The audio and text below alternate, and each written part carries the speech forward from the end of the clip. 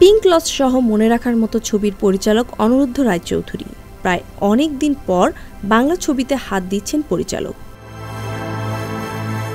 দুই বাংলার জনপ্রিয় নায়িকা জয়া আহমেদকে নিয়ে ছবি বানাচ্ছেন পরিচালক। এই ছবিতে আরেকটি উপরি পাওয়া সায়ন মুন্সী। বং কালেকশন থেকে ক্রস কালেকশন সেই ছটপটে হাসিমুখী ছেলেটি প্রায় ১ দশক পর ফিরছেন বাংলা ছবিতে। ছবিতে গুরুত্বপূর্ণ ভূমিকায় অভিনয় করছেন শাশ্বত চট্টোপাধ্যায়। ছবির নাম ডিয়ার মা। মানুষের জীবনের নানা মুহূর্ত এবং অনুভূতি জড়িয়ে থাকবে ছবির নানা দৃশ্যে। জয়ের বিপরীতে অভিনয় করছেন চন্দন রায় সান্যাল। শাশ্বত পুলিশ অফিসারের চরিত্রে আর সায়নের চরিত্রটি ফিলোসফিক্যাল।